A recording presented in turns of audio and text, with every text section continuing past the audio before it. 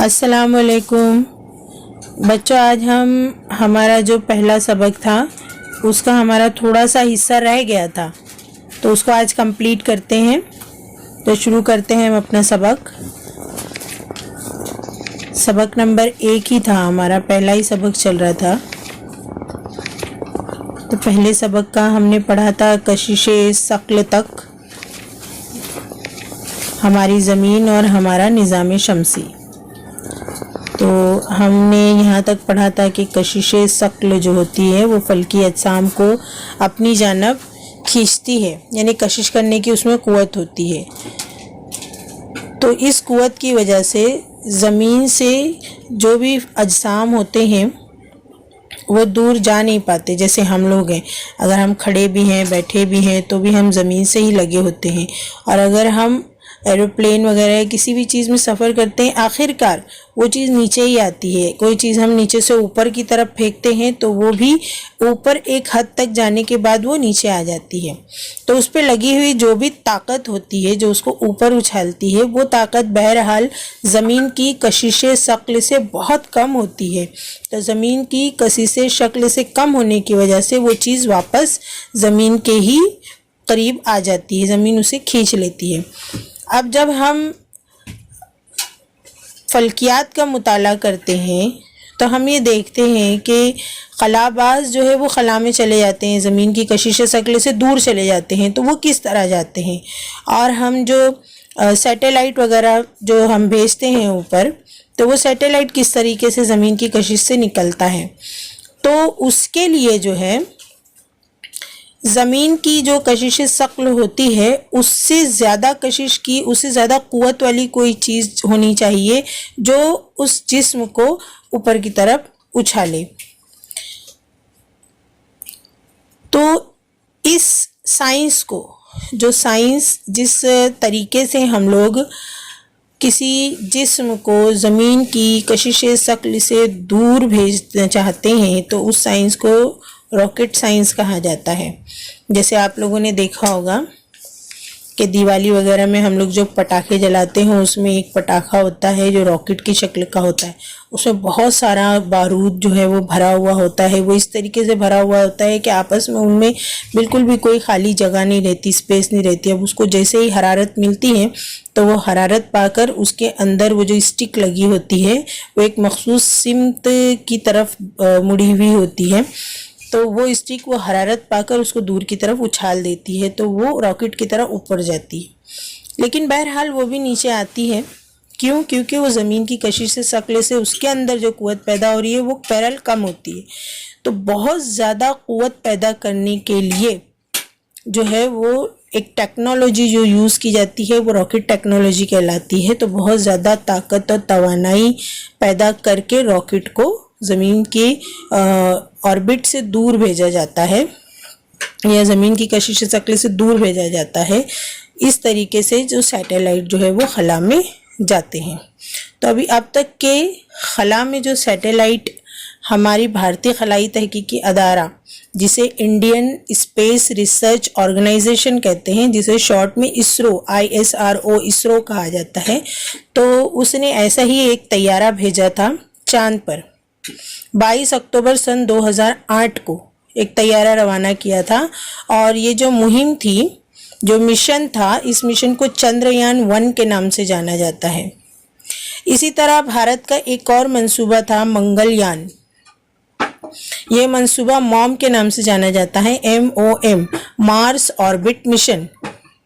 5 نومبر 2013 کو منگل یان مریخ سیارے کی سمت روانہ کیا گیا تھا۔ پہلا جو چندریان تھا وہ چاند کی طرف بھیجا گیا تھا، اور یہ جو موم تھا مارس آربٹ مشن، مارس کہتے ہیں مریخ کو، تو یہ مشن مریخ کے لیے تھا۔ اس کو ہندی میں منگل کہا جاتا ہے، اس لیے اس کا نام منگل یان رکھا گیا۔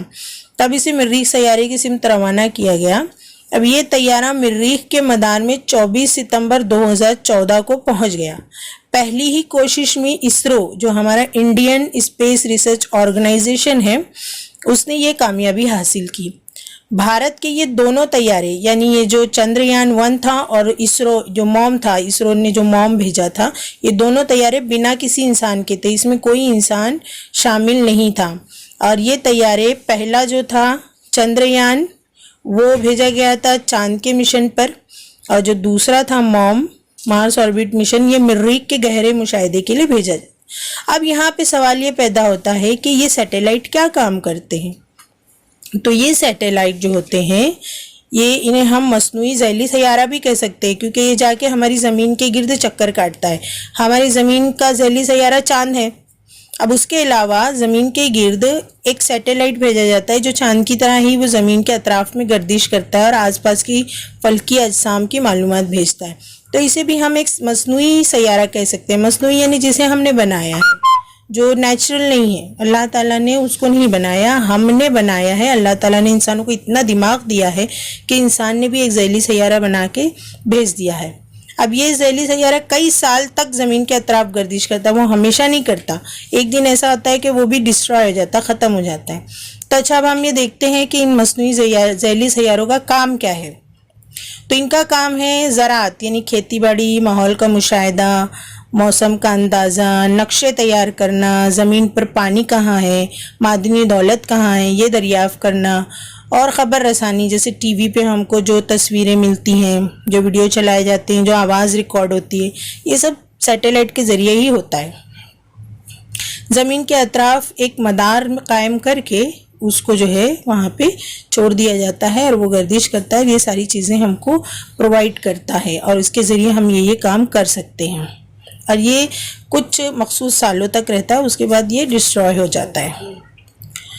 اب بچوں ہمیشہ یہ بات کو ذہن میں رکھو کہ زمین پر جو پائی جانے والی حیاتی دنیا، یعنی یہ ہماری دنیا ہے، یہاں پہ انسان ہیں، مختلف قسم کے جانور، جاندار، پرندے، کیڑے مکوڑے، پیڑ پودے سب ہیں، یہ ایسی دنیا اب تک اتنی سائنسی ترقی ہونے کے باوجود کسی سائنسداں کو کسی سیارے پر یہ زندگی نہیں ملی۔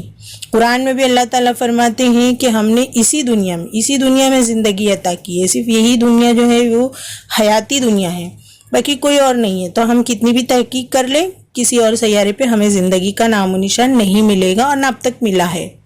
اس لیے ہماری زمین ایک انمول سیارہ ہے۔ کسی بھی وجہ سے زمین پر اگر ماحول کا نقصان ہوتا ہے تو جانداروں کے خاتمے کا سبب بنے گا، جس طریقے سے پیڑ کاٹے جا رہے ہیں، پہاڑوں کو توڑا جا رہا ہے، پانی کا غلط استعمال ہو رہا ہے۔ تو اگر یہ ساری چیزیں بڑھ جائیں گی تو بڑھتے بڑھتے ماحول کا توازن بگڑ جائے گا، اور اس سبب سے زمین کے جانداروں کا خاتمہ ممکن ہے۔ تو ہمیں اپنے ماحول کی حفاظت کرنی چاہیے ہر ممکن۔ تو چلیے بچے ہم دیکھتے ہیں کہ ہم نے اب تک کے اس سبق میں کیا سیکھا۔ تو سب سے پہلی بات ہم نے یہ سیکھا کہ سورج ایک ستارہ ہے، نظام شمسی کے دوسرے تمام فلکی اجسام کو سورج سے روشنی حاصل ہوتی ہے۔ سورج اور اس کے اطراف گردش کرنے والی زمین اور دوسرے 7 سیارے اور ذیلی سیارے، بونے سیارے اور سیارچوں کو مجموعی طور پر نظام شمسی کہتے ہیں۔ تیسرا پوائنٹ ہے کشش ثقل کی وجہ سے زمین کی چیزیں زمین پر ہی رہتی ہیں۔ خلائی گردش کے لیے کشش ثقل سے آزاد ہونا بہت ضروری ہے، اس کے لیے راکٹ ٹیکنالوجی کا استعمال کیا جاتا ہے۔ اب ہم نے اتنا تو پڑھا، اب ہم آئیے کچھ جانتے ہیں خلا باز کے بارے میں۔ جس طریقے سے ہم مصنوعی خلائی سیارہ بھیجتے ہیں، اسی طرح کچھ انسان بھی جو ہے وہ خلا میں اسپیس میں گئے ہیں، انہیں ہم انگلش میں ایسٹروناٹ کہیں گے اور اردو میں خلا باز کہیں گے۔ تو کیا ہمارے بھارت کے بھی کچھ خلا باز ہیں جو اسپیس میں گئے ہیں؟ تو بالکل ہے۔ تو ان میں سب سے پہلا بھارتی خلا باز جو ہے وہ ہے راکیش شرما۔ راکیش شرما 1984 میں خلا میں جانے والے پہلے بھارتی خلائی باز ہیں۔ اسرو یعنی Indian space research organisation Soviet Intercosmos کی مشترکہ خلائی مہم کے لیے خلائی اسٹیشن میں انہوں نے 8 دن قیام کیا۔ خلا سے بھارت کی طرف دیکھتے ہوئے انہوں نے بھارت کے لوگوں کو سارے جہاں سے اچھا ہندوستاں ہمارا یہ پیغام بھیجا تھا۔ اب کچھ بھارتی نژاد خلا باز بھی ہیں۔ بھارتی نژاد یعنی بھارت میں پیدا ہونے والے لیکن کہیں اور رہتے ہیں اور کسی اور کمپنی کے لیے کام کرتے ہیں۔ ان میں ایک ہے کلپنا چاولہ اور ایک ہے سنیتا ولیمز. تو ان لوگوں نے بھی کچھ کارنامے کیے ہیں, اس کے بارے میں اب آپ لوگ معلومات حاصل کیجئے, کچھ تصاویر جمع کیجئے اور پھر اسے اپنے گروپ پر سینڈ کیجئے. ٹھیک ہے, اب اگلی مرتبہ ہم پڑھیں گے اپنا دوسرا سبق.